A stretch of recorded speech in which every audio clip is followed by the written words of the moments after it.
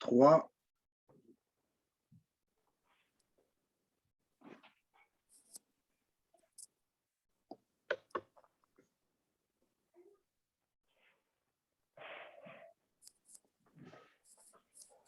C'est bon? C'est bon, c'est parti. Très bien. Bonsoir tout le monde, chers citoyens. D'abord, je tiens à vous souhaiter, comme c'est la première séance publique de l'année 2022, je souhaite une très, très bonne année, surtout la santé, et de vous protéger contre la COVID le mieux que vous pouvez. Alors, nous sommes donc à la séance ordinaire du Conseil du 11 janvier 2022 et en présence, bien sûr, de la conseillère Chantal Benoît, messieurs les conseillers Mario Blanchard, Mario Rochelle, Jocelyn Jutras, Pierre Pelletier et Christian Riendeau. Et donc, il y a la présence, bien sûr, de notre directeur général, Jean-Raphaël Croutier, et de notre greffière trésorière adjointe, Mme Isabelle Robert. Alors, je vais commencer par l'adoption de l'ordre du jour. Il est proposé par et résolu que le conseil municipal de Saint-Paul adopte l'ordre du jour tel que déposé. Un proposeur? Marie La Rochelle, on vote là-dessus? Pour. Tout le monde est là pour dire oui. Adoption du procès-verbal de la séance ordinaire tenue le 14 décembre dernier. Après avoir pris connaissance du procès-verbal de la séance ordinaire tenue le 14 décembre dernier, il est proposé par résolu que le conseil municipal de la municipalité de Saint-Paul adopte le procès-verbal tel que rédigé. Alors, qui propose? Christian. OK, Christian Riendeau propose. On vote là-dessus? Très bien.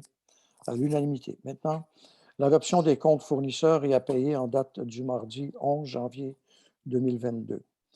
Attendu que la liste des comptes à payer comprend les comptes payables à même le budget 2021 encore un peu, attendu que conformément au règlement 635-2020 décrétant les règles de contrôle et de suivi budgétaire et sous la délégation de certains pouvoirs d'autoriser des dépenses et de passer des contrats, le directeur général dépose donc au Conseil le rapport de dépenses.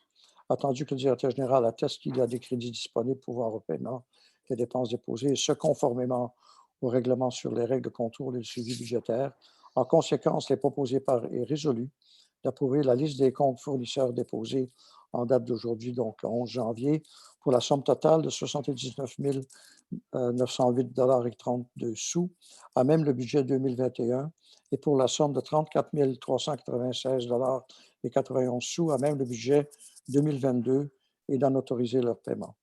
Que les quotes-parts trimestrielles de la MRC de Rouville, les salaires et avantages des élus, des pompiers et employés municipaux, ainsi que d'autres frais d'opération pour le 4e trimestre 2021, pour un total de 471 530 et 38 sous, sont entérinés. Que le conseil municipal entérine tous les comptes payables déjà déboursés relativement au règlement 635-2020, le détail ainsi que l'ensemble des autres comptes. Proposé par, s'il n'y a pas de questions de personne. Non. Alors, un proposeur, s'il vous plaît. J'aurais une question. Quand je regardais les comptes, la Voie de l'Est, ça coûte quand même beaucoup d'argent, ça, pour mettre les Service public. tu vois, les avis publics. En effet, ça coûte très cher. Alors, on y va au minimum du mot qu'on peut mettre, mais un quart de page, c'est environ 800 $. Même pas un quart de page, même. C'est très On cher. aurait quasiment 2000 $ pour 2 systèmes. En effet. Puis Puis on a pas journal qu'on pourrait le mettre meilleur marché ou non, c'est la loi qui dit. absolument un journal. La loi dit que lorsqu'on doit faire des modifications réglementaires ou des appels aux citoyens pour que ce soit pour venir signer la liste des personnes habiles à voter lorsqu'il peut y avoir un référendum, il faut le publier dans un journal local. Mais le journal que nous, on fait ne pourra pas servir? C'est pas suffisant, non. Un journal local, non? Ouais. C'est encore un élément de la loi. Tu sais, la loi nous permet maintenant les avis publics d'afficher autres que sur les perrons d'église et les colonnes Maurice. Okay. Mais pour les changements réglementaires, on doit quand même toujours afficher dans, dans les journaux. Je serais surpris de voir comment il y en a qui regardent la Voie de l'Est à cette heure qu'on n'a plus dans les restaurants. Oui, mais c'est la procédure. Alors, ça va aussi dans la Voie de l'Est électronique. Il y a quand même beaucoup d'abonnés et ça fonctionne très bien. Et nous, vu qu'on ne peut même pas questionner ce règlement qui émane d'une loi, alors on va aller de l'avant. Et toutes les municipalités sont un peu pris, Jocelyn, si on espérait pouvoir faire ça autrement, avec cette règle-là. Alors, C'est que si on ne le fait pas, mettons un règlement pour être déclaré nul, parce qu'il il pourrait y avoir un vice de procédure. Alors, exactement. on paie le montant. C'est une Là, question que je me posais, là, des fois. OK. Alors, je présume, Jocelyn, que tu ne vas pas proposer. Proposer. L'as-tu proposé? Alors, un proposeur? Jocelyn. Jocelyn, OK. Et puis, on vote là-dessus. Oh. Tout le monde d'accord. Maintenant, l'escompte de taxes, taxation 2022. Attendu que le Code municipal autorise toute municipalité locale, par résolution, à allouer un escompte à toute personne qui paie le montant total de ces taxes dans le délai fixé par cette résolution. Attendu que les taxes éligibles sont la taxe foncière, les taxes sur les ordures, le recyclage, les résidus organiques et l'écocentre. Excusez. Attendu que les taxes non éligibles sont les taxes de secteur par règlement, de règlement d'emprunt, de fonctionnement, entre autres eau potable, usine d'épuration, traitement des eaux usées, fonctionnement. Attendu que les exploitants agricoles enregistrés, donc qui ont des taxes admissibles par le ministère de la Culture, des Pêches et de l'Alimentation du Québec, le fameux MAPAC, auquel un crédit MAPAC est octroyé, peuvent bénéficier de ce rabais pour la portion résiduelle correspondant aux critères d'admissibilité de cette résolution.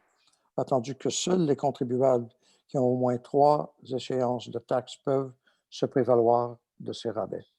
Attendu que la totalité du compte de taxes 2022 ainsi que tous les arrérages et intérêts sont payés avant l'échéance de la journée du premier versement de taxes 2022 à midi et sous les conditions ci-dessus.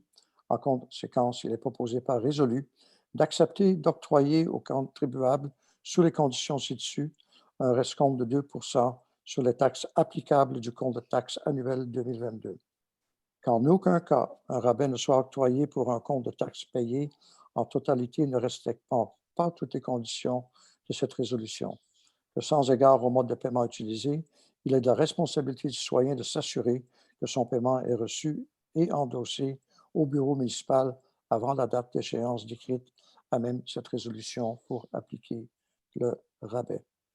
Alors, Jean-Raphaël, est-ce que tu veux donner plus de détails à ce stade-ci ou ça va être publicisé? Ça va être publicisé dans le bulletin municipal, également sur notre site Internet. Puis c'est un programme qui date depuis des années, alors qui est reconduit. Alors, la plupart des gens qui en bénéficient, là, ils savent déjà que ça va être possiblement refait. On va inviter les gens même à revoir la rencontre de ce soir pour avoir des informations en primeur. Mais sinon, oui, ça va être publicisé là, Très bien. dans nos communications. Alors, qui propose? Christian. Christian Riendeau, on vote là-dessus? À l'unanimité. Maintenant, un avis de motion et un dépôt de projet de règlement. Il y en a 2 à faire. Qui est volontaire? Chantal, tu veux te pratiquer un peu? À lire l'avis de motion? Lire? Oui. Attends, je n'ai pas le truc devant moi. Ah, OK. On va le faire d'abord. Alors, Pierre, vas-y entre-temps. OK. Avis de motion règlement édictant le code d'éthique et de déontologie des élus municipaux de la municipalité de Saint-Paul-à-Bosford.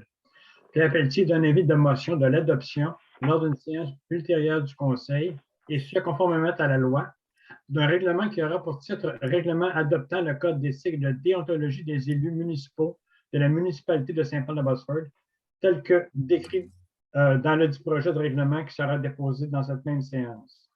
Le dépôt maintenant.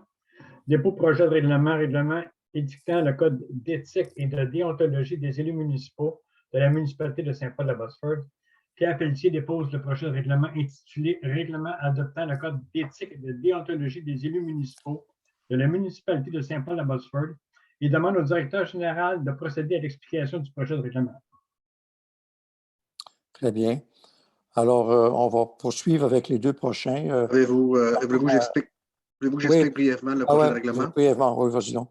Alors, c'est très simple. Alors, la loi sur l'éthique et la déontologie en matière municipale impose à chaque municipalité d'adopter un règlement sur le code d'éthique et de déontologie pour les élus. Étant donné que les membres du personnel du conseil exercent un rôle stratégique et de proximité, alors il est important là, que les attentes quant au comportement attendu de leur part dans l'exercice de leurs fonctions soient inscrites dans ce code-là. Puis le code doit minimalement contenir les valeurs ainsi que les règles obligatoires à suivre là, pour pour les élus. Très bien. Alors, il faut lire celui pour les employés également. Alors, Pierre, tu veux-tu continuer? Parfait. Alimentation, règlement édictant le code d'éthique et de déontologie des employés municipaux de la municipalité de Saint-Paul-la-Bosphore.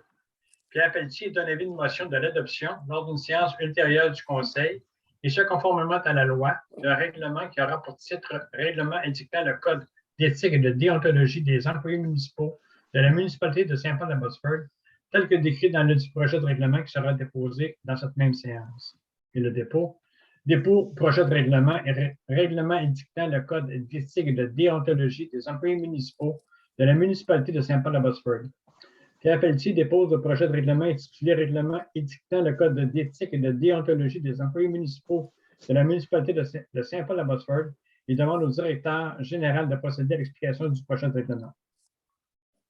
Alors, c'est les mêmes principes, c'est les mêmes grandes lignes principales là, concernant les élus, à part peut-être des particularités parce que c'est pour les employés municipaux, mais ça dit également les valeurs et les conduites à suivre là, pour l'ensemble des employés, là, pour l'intégrité et le respect des valeurs de la municipalité. Très bien. Alors, on va poursuivre avec le point suivant, la modification de l'adoption du programme de subvention pour la rénovation des façades de bâtiments résidentiels. Attendu la résolution 2021-12-17, donc du mois de décembre, de l'adoption du fonds réservé au programme de subvention pour la rénovation des façades de bâtiments résidentiels.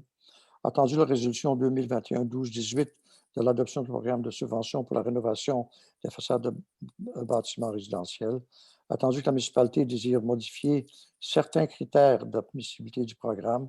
En conséquence, il est proposé et résolu d'adopter et d'appliquer le programme tel que déposé et présenté, visant les demandes faites au Conseil pour accorder une subvention pour la rénovation des façades de bâtiments résidentiels selon le budget établi. Que ce programme soit disponible sur le site Internet de la municipalité et qu'une dispense de lecture accompagne cette résolution. J'aurais fait peut-être vite résumé pour les citoyens de quoi il s'agit vraiment, là. La municipalité s'est offert un programme de rénovation pour les bâtiments et les façades pour le secteur villageois. Alors, dans la politique, dans le programme, à l'annexe A, vous avez les secteurs qui sont visés, c'est-à-dire dans l'entrée du village vers environ Patadino jusqu'au petit Saint-Charles. Sur la rue principale, les gens peuvent bénéficier du programme de rénovation, c'est-à-dire d'aller chercher une subvention qui vient payer jusqu'à 50% les frais de rénovation pour la rénovation d'une construction de la façade principale jusqu'à concurrence de 5 000 $. Alors, on a changé la modification qu'on a faite au programme, c'est qu'on est venu établir le seuil des dépenses à 5 000 $. Alors, on va inviter les citoyens, bien sûr, à venir déposer parce qu'on veut revitaliser, on veut agrémenter notre cœur du village avec ceux qui ont des modifications à faire à leur façade. Ils peuvent bénéficier là, du programme. Alors, simplement aviser, prendre l'information avec le service de l'urbanisme pour savoir c'est quoi les grandes lignes, puis si besoin, compléter une demande d'admission. Mario Blanchard. Bon, je viens qu'une question, Jean-Raphaël. Oui. Le programme a beau s'appeler pour la façade, là, mais est-ce que ça ne touche pas juste la façade des maisons? Ça touche la façade, ça touche les fenêtres, ça touche la toiture, ça touche la galerie. Ouais. Exactement. Quand on parle de façade, c'est tout ce qui donne à la route 112, mettons, sur la route principale. Alors, c'est parce que ça laisse l'impression qu'on parle juste de la façade de la bâtisse qui est sur la route 12. Fait que c'est plus que ça. C'est juste ça que je voulais qu'on précise. Exactement. En fait, ce que ça veut dire, c'est ce qui est visible de la 112, en quelque sorte. C'est ça, exactement. Ce n'est pas l'arrière-cour. Non, c'est juste pour la façade. Très bien. Alors, un proposeur, une proposeuse? Qui propose? Mario Larochelle propose. On vote là-dessus. À l'unanimité. Abolition, taux réduit, assurance emploi. Attendu que le programme d'assurance emploi prévoit que les employeurs peuvent faire une demande de réduction du taux d'assurance emploi quand ceux-ci ont une assurance invalidité dans le contrat d'assurance collective. Attendu que l'employeur doit, en contrepartie, s'engager à remettre à ses employés leur part des économies découlant de la réduction du taux. Attendu la résolution 1993-10-341, on recule pas mal dans le temps, stipulant que la différence entre la prime d'assurance emploi à taux réduit et la prime au taux courant soit remise en totalité à chacun des employés à la fin de l'année. attendu que l'employeur est dans l'obligation d'effectuer cette remise aux employés, mais que celle-ci peut prendre différentes formes. En conséquence, il est proposé par et résolu d'abroger cette résolution-là, qui date de 1993, que la remise aux employés soit redonnée sous la forme d'avantages au contrat de travail des employés ou telle que décrite dans la grille taux réduit. Alors, Jean-Raphaël, peut-être, oui, Pierre, vas-y donc. Dans le premier paragraphe, on parle d'une assurance invalidée. Est-ce que c'est vraiment le bon terme? Invalidité. Ou invalidité? Oui, invalidité, oui. Il manque Parfait, Parfait. Okay. Alors, avant de proposer peut-être vite résumé pour le bienfait des c'est administratif, ça touche les contrats de travail des employés municipaux. Alors, pour pouvoir venir normaliser l'ensemble des contrats, on va abolir le taux réduit à l'assurance emploi, puis on va offrir une compensation pour les employés, notamment ceux qui n'ont pas de rémunération dans le temps des fêtes, c'est-à-dire lors de la période de Noël et lors de la période du jour de l'an. Très bien. Alors, qui propose? Jocelyn. Jocelyn propose, on vote là-dessus? À l'unanimité. Maintenant, demande de subvention auprès d'Hydro-Québec pour les bornes de recharge électrique.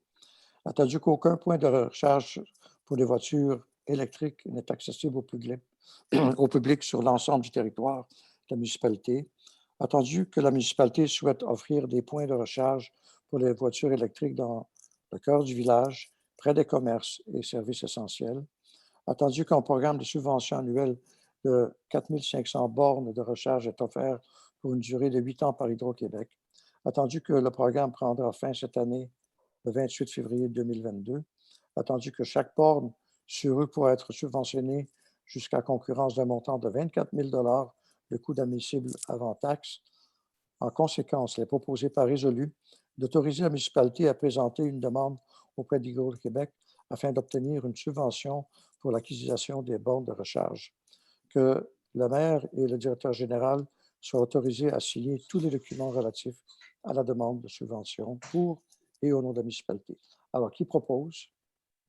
J'aurais une question. Blanchard. Ah oui, excuse, Mario Blanchard propose, mais la question de Jocelyn, oui. Est-ce que ça va être des bornes payantes? Oui. Oui, c'est des bornes payantes et rapides. C'est bon. Très bien. On avait déjà fait une demande en 2021, ça a été refusé parce que l'emplacement des bornes n'était pas exactement comme le programme de CE. C'est le même programme, on se réessaie en modifiant notre demande et notre argumentaire. On espère que le programme va pouvoir adhérer à notre demande. Il faut savoir que ce type de demande-là, c'est notamment c'est plus fait pour les grandes villes, c'est-à-dire ceux qui ont des grands trottoirs d'environ 12 pieds de large qui peuvent mettre une borne électrique dessus, mais on s'est quand même essayé avec ce programme-là. Ça coûte. Très bien. Alors, on a un proposeur. Et puis, on vote là-dessus maintenant pour tout le monde. OK, très bien. À l'unanimité. Maintenant, dépôt du certificat concernant le règlement 668-2022. Alors, le directeur général dépose au Conseil le certificat des résultats de la procédure d'enregistrement des personnes habiles à voter concernant le règlement d'emprunt numéro 668-2022. Peut-être faire un explicatif, Jean-Raphaël. Oui, en décembre, on a fait un avis de motion de dépôt de projet pour adopter un règlement concernant un règlement d'emprunt pour une dépense de 775 000. Un avis public qui est paru dans le journal La Voix de l'Est au mois de décembre, invitant les gens qui veulent s'opposer au règlement de venir signer le registre. Et puis, on a eu 0 personnes qui sont venues signer. Alors, on dépose ce soir le certificat concernant. Dès demain, on va envoyer le règlement au ministère des Affaires municipales pour approbation finale, pour recevoir le financement pour éventuellement compléter la transaction.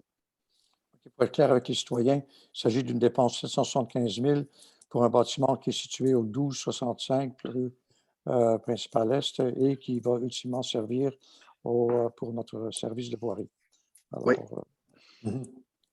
Maintenant, l'adoption des prévisions budgétaires 2022 pour l'Office d'habitation de la Haute-Yamaska-Rouville dépose entendu que l'Office dépose les prévisions budgétaires 2022 pour approbation au montant de 3 723 $. attendu que la municipalité s'engage à assumer sa quote-part établie par la Société d'habitation du Québec.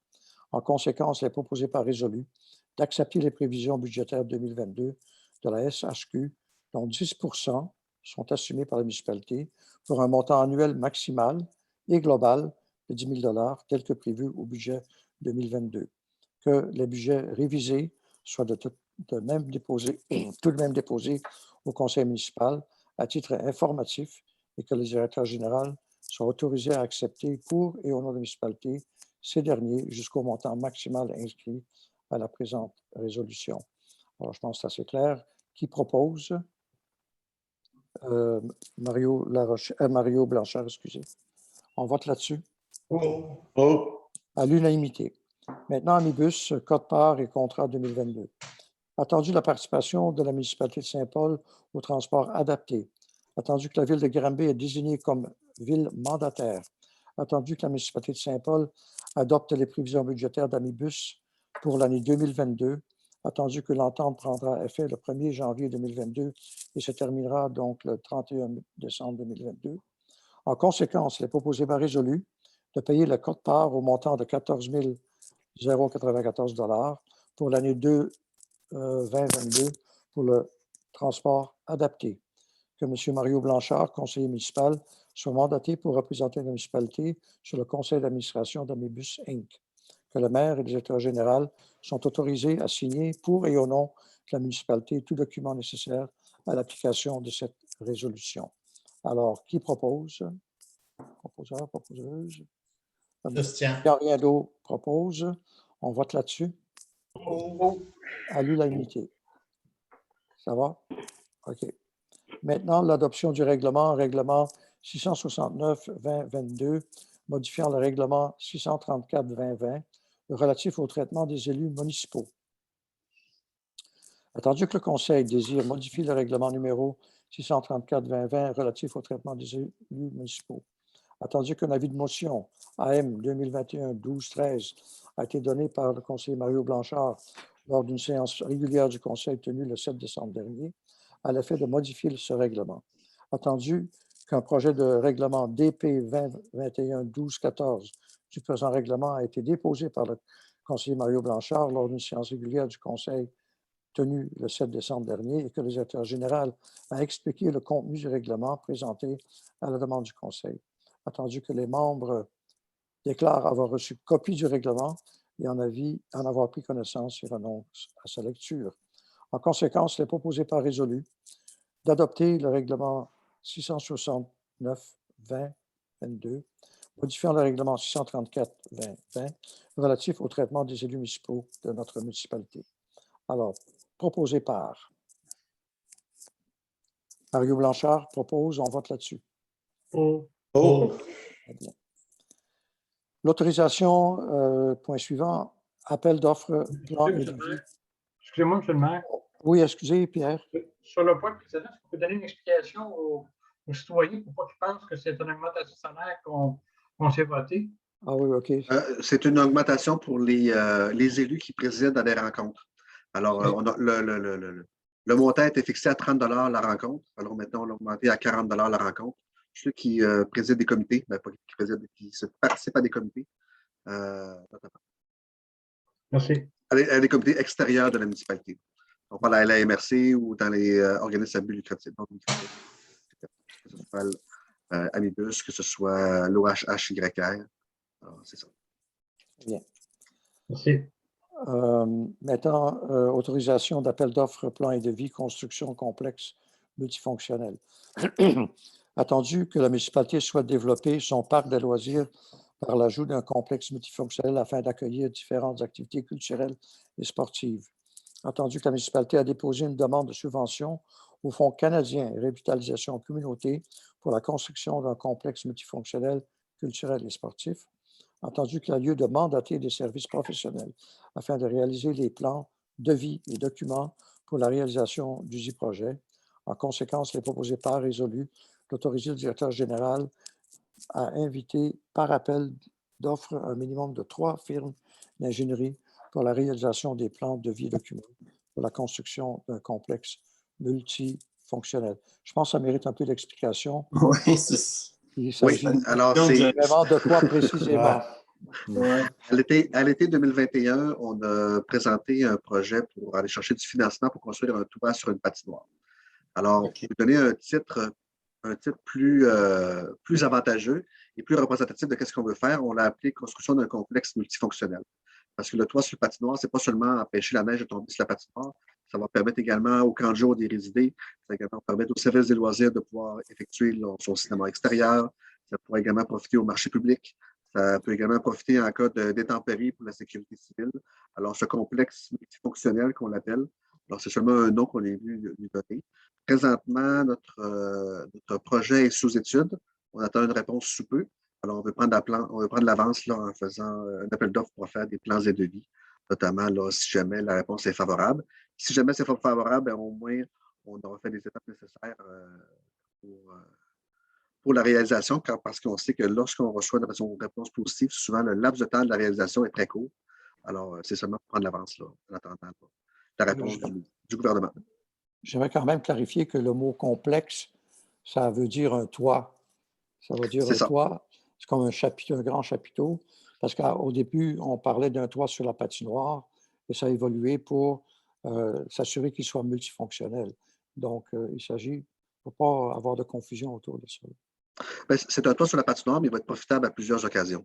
Exactement. Également, il va être adapté avec du rangement extérieur, des prises de courant, de l'électricité. Également, on peut mettre de la musique, là, tout dépendant des besoins. Alors, ça se veut plus qu'un toit. Très bien. Et la musique, jamais trop fort. Non, en effet. Alors, voilà. Qui propose? Chantal Benoît propose. On vote là-dessus. À l'unanimité. Maintenant, différents demandes des organismes pour du soutien financier. Le premier, c'est Cercle d'infirmières, renouvellement de prêt local, attendu que le Cercle d'infirmières de Saint-Paul sollicite un appui financier pour l'exercice de leur activité annuelle, attendu que tous les organismes et personnes morales ou physiques doivent annuellement renouveler par une demande écrite au conseil municipal leur désir d'utilisation et de jouissance de biens, de locaux, de propriétés, de services municipaux. En conséquence, il est proposé par résolu que la municipalité contribue financièrement pour l'année 2022 par le prêt d'un local comprenant les services téléphoniques, le système d'alarme, d'Internet haute vitesse ainsi qu'une salle de toilette à usage chacun, le tout représentant une valeur de plus de 4 000 $ par année. Que le formulaire de la municipalité pour les demandes de subvention ou d'appui financier ou pécuniaire soit dûment rempli et que tous les documents demandés à ce formulaire soient transmis. Qu'un membre du conseil d'administration de l'organisme soit résident permanent de la municipalité afin de conserver la validité de cette résolution. Que dans l'éventualité où l'organisme mette sur pied tout autre projet nécessitant du financement, une autre demande devra être adressée au conseil municipal dans un délai raisonnable permettant à celui-ci d'étudier l'ensemble du dossier soumis. Alors, proposé par... Proposé. Chantal Benoît, on vote là-dessus. Tout le monde d'accord. Maintenant, la demande de soutien financier du Club d'âge d'or, la FADOC. Attendu que le Club d'âge d'or de Saint-Paul sollicite un appui financier pour l'exercice de ses activités annuelles 2022. Attendu la résolution 2014-0406, contrat social en faveur des aînés du Québec, FADOC, Saint-Paul d'Abbotsford, par laquelle le conseil municipal s'engage par ses décisions et ses actions à reconnaître les besoins spécifiques des aînés et d'encourager leur participation active à la vie communautaire de la municipalité. Attendu que le Club d'âge d'or de Saint-Paul demande d'obtenir un accès au terrain de pétanque municipal pour la période estivale 2022 afin d'y mener des activités sociales ouvertes à toute la population. En conséquence, il est proposé par résolu que la municipalité contribue financièrement à la mission de l'organisme pour l'année 2022 en accordant un montant de 2 000 $ à l'organisme. Que, conformément aux exigences de la municipalité, le formulaire d'emprunt d'aide financière soit dûment rempli et transmis à la municipalité avant d'effectuer le versement et que dans l'éventualité où l'organisme mette sur pied tout autre projet nécessitant du financement, une autre demande devra être adressée au Conseil dans un délai raisonnable permettant celui-ci d'étudier l'ensemble du dossier soumis. Alors, proposeur, proposeuse. Mario. La Rochelle propose, on vote là-dessus. Tout le monde d'accord? Maintenant, demande de soutien financier à la Société d'histoire et de généalogie des 4 lieux. Attendu que la Société sollicite un appui financier pour l'exercice de ses activités annuelles 2022. En conséquence, les proposants ont résolu que la municipalité contribue financièrement à la mission de l'organisme pour l'année 2022 en accordant un montant de 2 000 $. On lui accorde un montant de 2 000 $. Conformément aux exigences de la municipalité, donc, l'organisme doit remplir le formulaire et le dernier paragraphe est le même que les autres. C'est celui de, au cas où ils ont besoin d'autre chose, qui doivent refaire une demande. Alors, qui propose? Christian. Alors, Christian propose, on vote là-dessus. Paul. À l'unanimité. Maintenant, demande de soutien financier d'Héritage Abbotsford. Attendu qu'Héritage Abbotsford sollicite un appui financier pour l'exercice de ses activités pour annuel de 2022, ainsi que pour l'installation d'un système électrique dans le bâtiment du hall Fisk. En conséquence, il est proposé par résolu que la municipalité contribue financièrement à la mission de l'organisme pour l'année 2022 en accordant un montant de 2 000 $.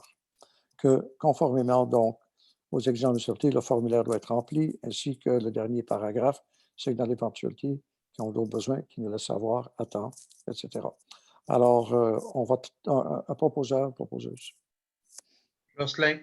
Jocelyn propose, on vote là-dessus. Paul. Tout le monde d'accord à l'unité. Maintenant, la nomination annuelle des membres du comité consultatif d'urbanisme, le CCU. Attendu le règlement numéro 607-2017 constituant le comité consultatif d'urbanisme amendé par le règlement 636-2020. Attendu que le comité doit être formé de 6 résidents de la municipalité et d'un membre du conseil municipal pour une période d'1 an et que leur mandat est renouvelable. Attendu que le conseil municipal désire nommer les membres du conseil municipal ainsi que les membres résidents pour la nouvelle année à titre de comité du CCU. En conséquence, les proposants résolus de nommer à titre de membre citoyen du CCU Mme Cynthia Duguay, Carole Baudry et Lise Lapointe, ainsi que les messieurs Vito Racanelli, Daniel Turcotte et Daniel Lefrère. De nommer également comme membre du CCU le conseiller Mario Larochelle et M. Christian Rindeau, qui agira à titre de suppléant, comme indiqué dans la résolution 2021-12-10 de distribution des fonctions des membres du conseil municipal délégué, maire suppléant, que M. Daniel Lefebvre est nommé au poste de président et Mme Cynthia Duguay au poste de vice-présidence. Alors, proposé par... Je peux pas. La Rochelle propose. On vote là-dessus. À l'unanimité. Alors, maintenant, on passe au point suivant. La demande de subvention emploi été Canada 2022. Attendu que la municipalité souhaite procéder à l'embauche de 4 candidats au cours de l'été 2022 et qu'il existe un programme d'aide dont nous pourrions bénéficier. Attendu que 2 postes seraient éventuellement offerts à titre de manœuvre générale travaux publics afin d'accomplir les travaux d'entretien requis pour les parcs et les lieux publics appartenant à la municipalité, ainsi que toute autre tâche connexe requise. Attendu qu'un poste sera offert à titre de fonctionnaire désigné inspecteur d'application de règlements municipaux afin d'assurer le suivi des dossiers, le service aux citoyens de combler les absences dues aux vacances estivales et congés légaux du personnel. Attendu qu'un poste sera offert à titre de préposé aux loisirs afin d'assister le coordonnateur des loisirs, arts et culture à planifier, organiser et animer les activités du service des loisirs lors de la période estivale. En conséquence, il est proposé par résolu d'autoriser le directeur général à effectuer une demande au programme Emploi d'été Canada 2022 visant à engager 4 employés lors de la période estivale 2022 selon les besoins de la municipalité. Alors, proposeur, proposeuse. Oui, Chantal Benoît propose, on vote là-dessus. À l'unanimité.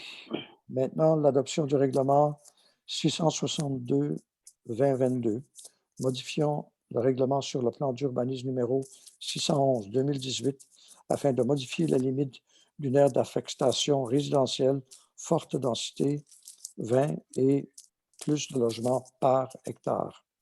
Attendu que la municipalité de Saint-Paul révise son plan d'urbanisme pour prendre en considération les nouvelles réalités territoriales et urbanistiques basées sur la nouvelle vision des municipalités. Attendu que l'avis de motion et le dépôt du projet de règlement ont dûment été déposés à la séance du Conseil du 7 décembre dernier. Attendu que le premier projet de règlement numéro 662-2022 a été adopté le 14 décembre 2021 lors de la séance du Conseil. Attendu qu'un avis de consultation publique a été donné en date du 18 décembre 2021. Attendu qu'à l'annonce gouvernementale, l'avis de consultation publique donné en date du 18 décembre a été remplacé par une consultation écrite de 15 jours et donnée en date du 24 décembre 2021. Attendu que le règlement sur le plan d'urbanisme numéro 662-2022 est conforme au schéma d'aménagement et de développement révisé par la MRC de Deauville. En conséquence, il est proposé par résolu que le Conseil adopte le règlement 662-2022 intitulé Règlement modifiant le règlement sur le plan d'urbanisme numéro 611-2018 afin de modifier les limites d'une aire d'affectation résidentielle forte densité, 20 et plus de logements par hectare, que le projet de règlement est annexé à la présence, que le directeur général et le secrétaire trésorier de la municipalité soient autorisés par les présents à publier dans les journaux locaux et autres obligations de publication et transmission tous les avis nécessaires à la procédure d'adoption de ce règlement. Alors, proposé par Christian Riendo, on vote là-dessus. À l'unanimité. Maintenant, l'adoption du règlement 163, modifiant le règlement de zonage 612-2018, afin de se conformer au règlement numéro 662-2022, modifiant le plan d'urbanisme numéro 611-2018, afin de modifier la limite d'une aire d'affectation résidentielle forte densité, 20 et plus logements par hectare. Attendu que la municipalité de Saint-Paul désire modifier le règlement de zonage afin de prendre en considération les nouvelles réalités territoriales et urbanistiques basées sur la nouvelle vision de la municipalité. Attendu, l'avis de motion et le dépôt de projet de règlement ont dûment été donnés à la séance du 7 décembre dernier. Attendu que le premier projet de règlement numéro 163-2022 a été adopté le 14 décembre dernier lors de la séance du Conseil. Attendu qu'un avis de consultation publique a été donné en date du 18 décembre et attendu que l'annonce gouvernementale, l'avis de consultation publique donné en date du 18 décembre a été remplacé par une consultation écrite de 15 jours et donnée en date du 24 décembre 2021. Attendu que le règlement modifiant le règlement de zonage numéro 663-2022 est conforme au schéma d'aménagement de développement revisé de la municipalité de Deauville.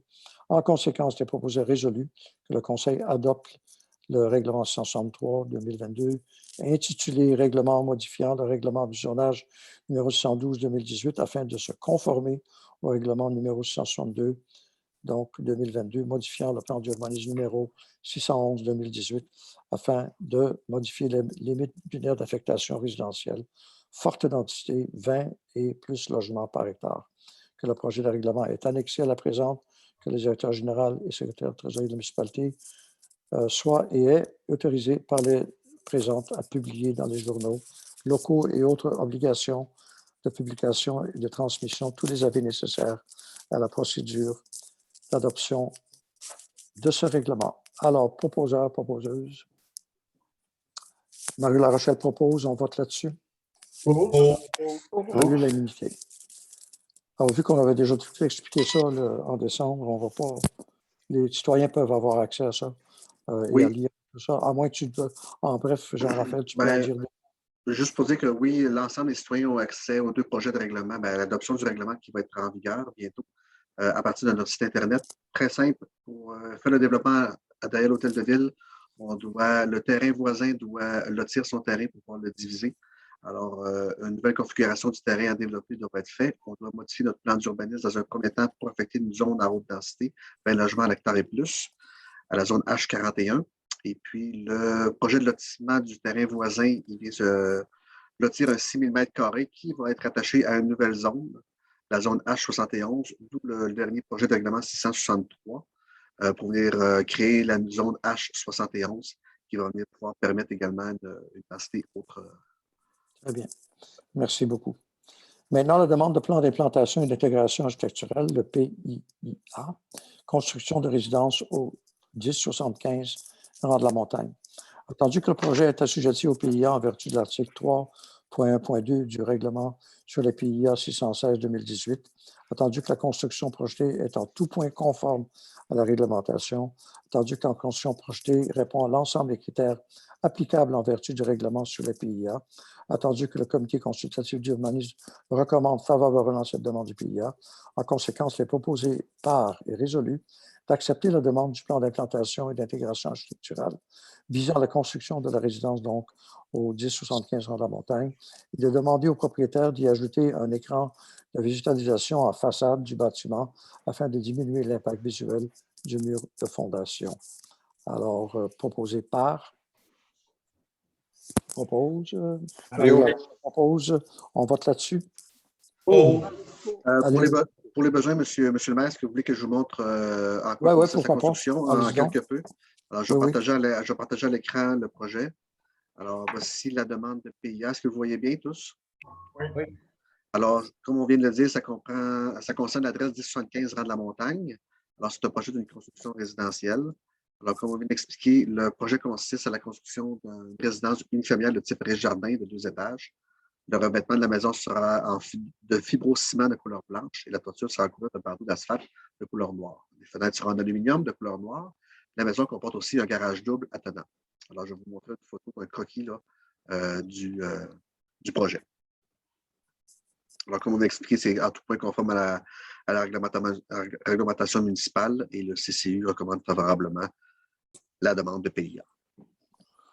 Peut-être ajouter que le terrain est pentu, oui. De là l'aspect du bâtiment. Exactement. Qui est en flanc du Mont Yamaska. Très bien. Merci. Maintenant, on passe au rapport des délégués s'il y en a. Non.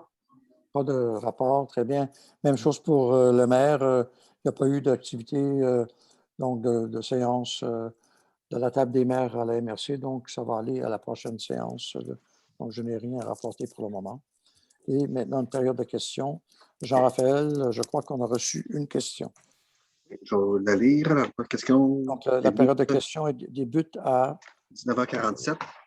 Alors, je vais vous lire la question qui vient de Mme Stéphanie Vogel. Alors, je vais lire la question. Bon, étant donné que la vente de terrain située en arrière de l'hôtel de ville en construction Camara-Robert ne s'est pas concrétisée, comment comptez-vous compenser l'absence de ces revenus prévus pour l'année 2022, sur lequel vous êtes appuyé lors de la séance du Conseil à l'automne 2021, afin d'acheter l'édifice pour la nouvelle hôtel de ville ainsi que le stationnement adjacent? Et de plus, il s'est rajouté à l'achat pour le nouveau garage municipal à la fin de l'année 2021. En tenant compte des frais qui devront être encourus pour les nombreuses procédures judiciaires à venir pour Saint-Paul en 2022, afin de statuer sur les activités de la ferme Vogel sur cette terre agricole. Merci de me répondre à mes questions à la séance du Conseil de ce soir, signé Stéphanie Vogel. Alors, c'est une question de balancement de budget en bout de ligne, on va appeler ça de même. Alors, Jean-Raphaël, j'aimerais ça que sur le plan très technique, tu répondes à ça. Bien, très simple. C'est vrai qu'on n'a pas concrétisé la vente du terrain en arrière, mais rien ne dit qu'il ne sera pas en 2022. Alors, possiblement que les finances vont pouvoir enflouer les coffres de la municipalité. Si ce n'est que la Caisse des Jardins, l'achat de la caisse a été financé en partie par le surplus accumulé et l'autre partie financée par le fonds de roulement. Alors, il n'y a pas eu d'impact pour le citoyen. Et par le fonds de roulement, ceci va être impacté sur 10 ans à même le budget général. Alors, il va être à l'intérieur même du budget.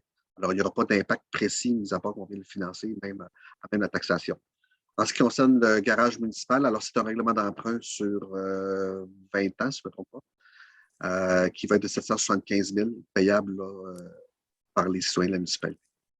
Alors, c'est ça, principalement. Pour le bénéfice des citoyens, je ne voudrais pas que les citoyens pensent qu'il y a des nouveaux cas avec la famille Vogel. C'est des choses qui traînent, vu les procédures complexes d'appel, etc., au tribunal, et aussi les dates des cours sont embourbées. Alors, ça a toujours été remis et on espère pouvoir bénéficier d'un règlement de ça en 2022. Ça va peut-être être en 2023. Nul ne sait comment tout ça va se dérouler. Alors, tout simplement pour ne pas créer d'inquiétude chez nos citoyens à ce sujet. Alors, voilà. Alors, la réponse à la période de questions, il y en avait-tu d'autres? Non, c'est la seule question qu'on a eue. Donc, elle se termine à? 19h49. Parfait. Alors, on peut passer à la levée de l'Assemblée. Il est proposé par résolu que la séance ordinaire du Conseil municipal de la municipalité de Saint-Paul-d'Abbotsford soit levée à 19h49. 19h50. 19h50. 50, disons, oui, OK. Alors, qui propose? Christian. Christian Riendo propose. On vote là-dessus? Oh, Oh. Très bien. Alors, je vous remercie. Chers citoyens, lisez, allez consulter notre site, lisez les PV. Alors, si vous avez des questions à la prochaine séance, n'hésitez pas à nous les poser. On va toujours répondre du mieux qu'on peut. Alors, au plaisir de vous rencontrer quelque part au village en portant le masque. Alors, au plaisir. Bonsoir. Bye.